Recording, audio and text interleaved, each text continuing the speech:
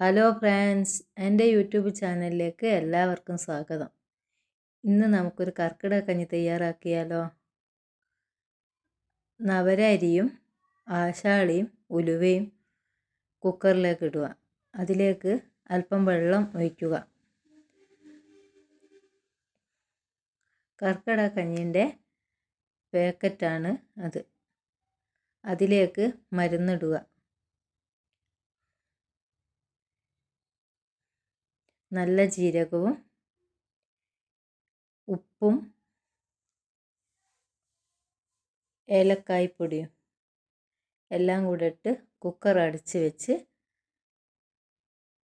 4 വിസിലിടുന്നത് വരെ വയ്ക്കുക. അതിനുശേഷം ശർക്കര ഇടുക.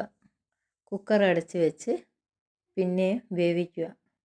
നല്ലപോലെ വെന്ത് കഴിഞ്ഞാൽ അതിലേക്ക് ഒരു തേങ്ങയുടെ 1/4 പാൽ ഒഴിക്കുക. നല്ലോണം ഇളക്കി യോജിപ്പിക്കുക.